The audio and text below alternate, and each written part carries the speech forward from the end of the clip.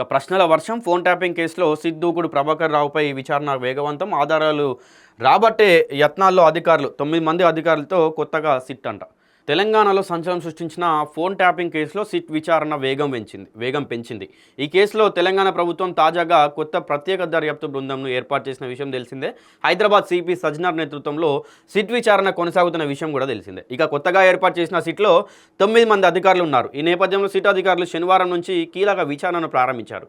కేసులో కీలక నిందితుడు ఎస్ఐబి మాజీ చీఫ్ ప్రభాకర్ రావు కస్టడియల్ విచారణ గడువును మరో వారం రోజుల పాటు సుప్రీంకోర్టు పొడిగించింది. ఇందులో భాగంగా ప్రభాకర్ రావును పోలీసులు మళ్లీ జూబ్లీహిల్స్ పోలీస్ స్టేషన్కు తీసుకొచ్చి విచారణ చేపట్టారు. ఇక వారం రోజులు విచారణలో ఫోన్ ట్యాపింగ్ వ్యవహారానికి సంబంధించిన కీలక నిజాలు వెలుగులోకి వచ్చే అవకాశాలున్నాయని పోలీసు వర్గాలు భావిస్తున్నాయి. ఈ కేసుకి సంబంధించిన కీలక ఆధారాలు మరికొందరి పాత్రపై స్పష్టత వచ్చే అవకాశం ఉండడంతో రాజకీయ పరిపాలనా వర్గాల్లో తీవ్ర ఉత్కంఠ నెలకొంది. ఈ కార్యక్రమంలో జూబ్లీహిల్స్ పిఎస్లో ప్రస్తుతం ప్రభాకర్ రావును సిట్ అధికారులు విచారిస్తున్నారు. ఈ కేసును సమగ్రంగా పరిశీలించేందుకు కాంగ్రెస్ ప్రభుత్వం కొత్త సిట్ను నియమించగా ఆ బృందంతో శుక్రవారం హైదరాబాద్ సిపి సజ్జనార్ ప్రత్యేక సమావేశం నిర్వహించారు.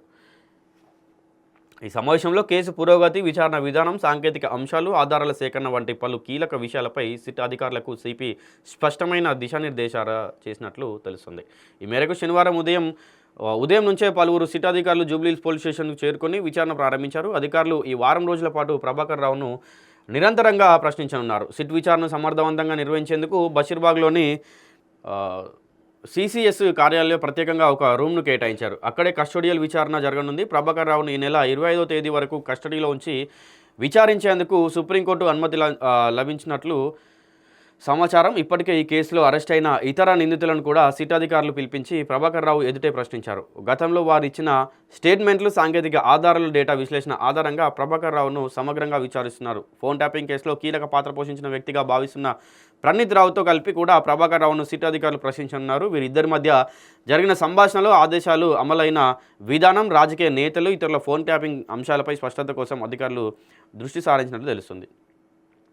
మరి ఇంకా ఈ ఫోన్ ట్యాపింగ్ అనగానే మనకు ఎవరు గుర్తుకొస్తారో, ఫోన్ ట్యాపింగ్ వెనక ఎవరున్నారో తెలుసు. కానీ మనం ఇప్పటికి కూడా ఇంకా వాళ్ళ పేరు కానీ ఏది కానీ డైరెక్ట్గా చెప్పలేము. ఎందుకంటే సిట్ ఎంక్వైరీ వాళ్ళపైన ఉంది, ఒకవేళ విచారణ జరుగుతూనే ఉంది. విచారణ మొత్తం కంప్లీట్ అయితే ఈ ప్రభాకర్ రావు, ప్రణీత్ రావు వీళ్ళందరూ కూడా వీళ్ళు ఇప్పుడు సిట్ ఎంక్వైరీ ఏదైతే 9 మంది అధికారులు స్పెషల్గా నియమించారో ఇప్పుడు వాళ్ళు అడిగిన ప్రశ్నలకు వీళ్ళు ఖచ్చితంగా కూడా సమాధానం చెప్తారు కూడా. సో అప్పుడు తెలుస్తుంది మరి ఫోన్ ట్యాపింగ్ వెనుక అసలు కారకుడు ఎవరెవరివి ఫోన్ ట్యాపింగ్ చేశారు. రాజకీయ నాయకులవి, సినీ తారలు అవ్వచ్చు, ఇండస్ట్రీలో ఉన్నటువంటి ఇండస్ట్రియల్ వీళ్ళే అవ్వచ్చు, బిజినెస్ మ్యాన్స్ అవ్వచ్చు, వీళ్ళందరూ కూడా ఎంతమంది ఫోన్ ట్యాపింగ్ చేశారనేది కూడా మనకు బయటకు వచ్చే అవకాశం అయితే ఉంది.